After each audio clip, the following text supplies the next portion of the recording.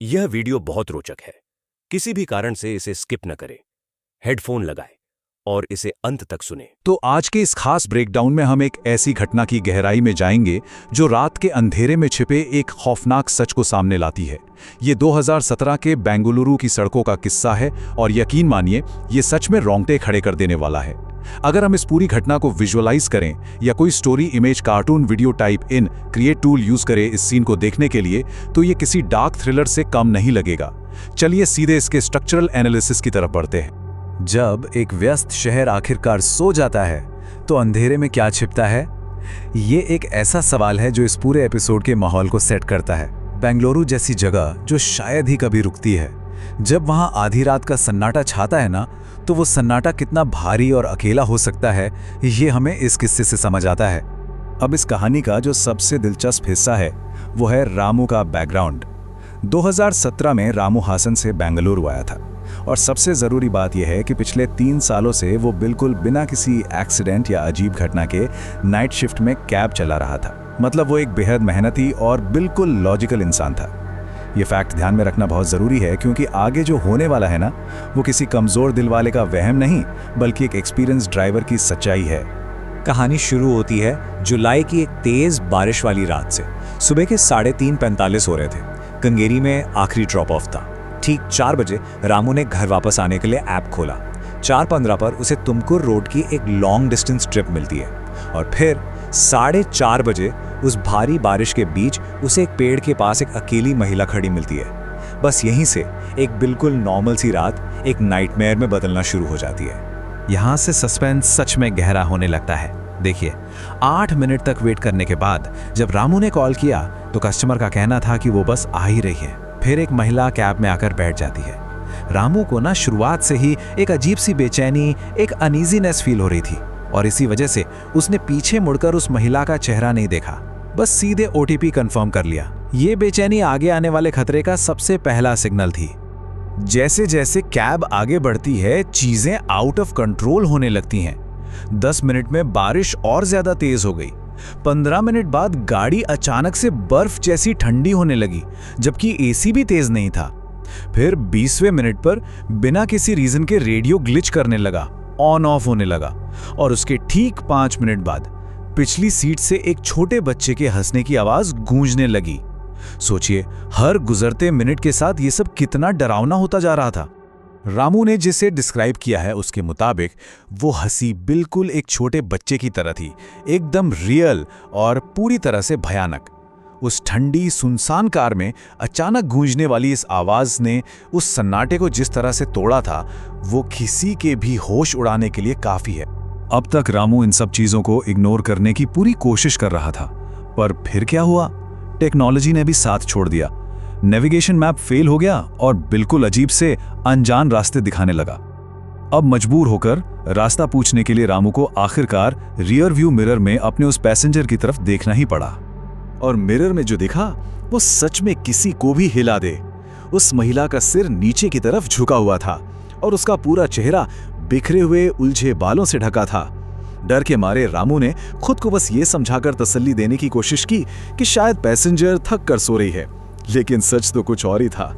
तभी अचानक कार बहुत बुरी तरह से हिलने लगती है, बिल्कुल जैसे टायर पंचर हो गया हो। पैनिक में आके रामू फौरन गाड़ी रोकता है। वो उस पैसेंजर को जगाने के लिए जोर से आवाज लगाता है, पर पीछे से कोई जवाब नहीं। बिल्कुल डेड साइलेंस, सन्नाटा अब और भी ज्यादा चुभने लगा था। इसके बाद जो होता है ना, वो किसी बुरे सपने से कम नहीं है। रामू कार से बाहर निकलता है और तभी उसे अंदर से एक रोंगटे खड़े कर देने वाली आवाज आती है, जैसे कोई अपने लंबे नाखूनों से कार की सीटों को बुरी तरह खुरच रहा हो। वो डर के मारे शीशे से अंदर झांकता है और पता है क्या? पिछली सीट पूरी तरह से खाली थी, वहां कोई था ही नहीं। रामू का डर अब अपने पीक पर था। वो जोर जोर से उस पैसेंजर के लिए चिल्लाता है और तभी उसे अंधेरे में कोई दूर भागता हुआ दिखाई देता है।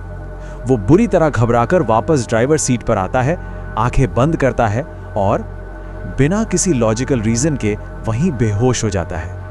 ये इस पहली घटना का सबसे टेरिफाइंग क्लाइमैक्स था। अगली सुबह जब आंख खुलती है तो 2 बिल्कुल अलग सच्चाइयां सामने आती हैं। एक तरफ सुबह 6 बजे एक दूसरे ड्राइवर ने रामू को बेहोशी की हालत में देखा और उसके चेहरे पर पानी डालकर उसे जगाया। और दूसरी तरफ जब इस पूरी घटना को ट्रेस करने की कोशिश की गई तो कैब बुक करने वाले नंबर पर जब कॉल किया वो नंबर कभी कनेक्ट ही नहीं हुआ। ये कॉन्ट्रास्ट उस रात के पैरानॉर्मल एक्सपीरियंस को और भी ज्यादा मिस्टीरियस बना देता है। इस हॉरिफाइंग एक्सपीरियंस के बाद रामू कुनिगल के पास एक मंदिर जाता है और प्रोटेक्शन के लिए एक ताबीज पहनता है। खुद को शांत करने के लिए वो ये मान लेता है कि पेड़ के पास जो महिला खड़ी थी वही भूत थी। उसने सोचा कि चलो अब ये बुरा सपना यही खत्म हो गया और वो अपनी नॉर्मल लाइफ में वापस लौटने की कोशिश करने लगता है। लेकिन जैसा कि हम सब जानते हैं, ऐसी कहानियां इतनी जल्दी खत्म नहीं होती। महीनों बीत जाते हैं। एक संडे की आधी रात वाली शिफ्ट थी। रामू को बन्नेरघट्टा रोड के लिए एक नई पिकअप रिक्वेस्ट आती है और यहां से इस नाइटमेयर का दूसरा चैप्टर शुरू होता है। इस बार सिचुएशन थोड़ी अलग थी। कैब में एक नहीं बल्कि 2 महिलाएं आके बैठती हैं। एक महिला काफी बातूनी है, नॉर्मल बातें कर रही है और रास्ता कंफर्म करती है, पर जो दूसरी महिला थी वो पूरी तरह से खामोश। उसने अपना चेहरा एक स्कार्फ से ढका हुआ था और बस लगातार खिड़की के बाहर देखी जा रही थी। ये खामोशी थोड़ी अजीब जरूर थी। अगर हम ध्यान देना तो दोनों इंसिडेंट्स के बीच की सिमिलैरिटीज सच में डराने वाली हैं। तुमकुर रोड की उस रात भी गाड़ी में अजीब सी बर्फ जैसी ठंड थी, सन्नाटा था और चेहरा बालों से ढका था। और आज इस बन्नेरघट्टा वाली रात में भी बिल्कुल वही अननेचुरल ठंड है, वही सन्नाटा है, बस इस बार चेहरा स्कार्फ से ढका है। रामू को एहसास होने लगा था कि कुछ तो बहुत ही गलत हो रहा है। आखिरकार कैब अपनी डेस्टिनेशन पर पहुंचती है। जो बातूनी महिला थी वो पेमेंट करती है, कार से बाहर निकलती है और वहां से चली जाती है। सब कुछ एकदम नॉर्मल और रूटीन लग रहा था। पर एक सेकंड रुकिए, यहाँ एक बड़ा सवाल उठता है। अगर वो एक महिला चली गई तो पिछली सीट पर आखिर अभी भी कौन बैठा था? जब रामू ने रियर व्यू मिरर में देखकर उस दूसरी महिला से उतरने को कहा तो वहां से जो जवाब आया उसने रामू की रूह कबा दी।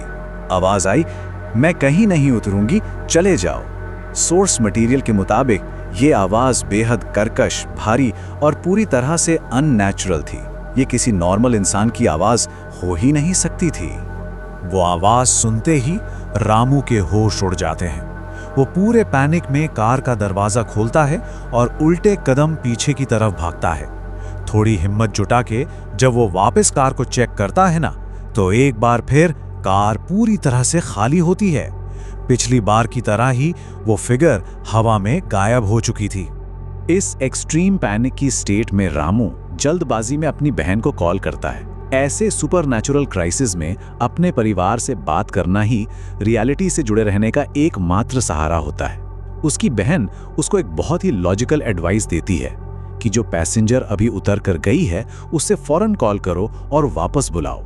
रामू उस बातूनी महिला को कॉल करता है और वो अपने पति के साथ वापस आती है। पर जब रामू उन्हें घबराहट में पूरी बात बताता है तो उस महिला का जो जवाब था उसने हर बचे खुचे लॉजिक के टुकड़े टुकड़े कर दिए। उसने कहा, आप क्या बात कर रहे हैं? मेरे साथ कोई नहीं आया था, मैं अकेली ही आई थी। एकदम अकेली? ये सुनकर तो किसी का भी दिमाग काम करना बंद कर दे।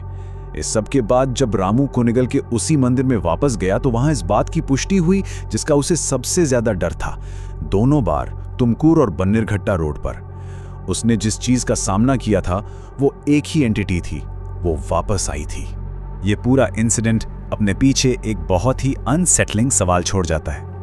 कभी रात के अंधेरे में किसी सुनसान सड़क पर ड्राइव करते हुए जब हम रियर व्यू मिरर में देखते हैं तो आखिर उस शीशे के उस पार से सच में वापस कौन देख रहा होता है? सोचिएगा जरूर। आज के इस एनालिसिस में बस इतना ही।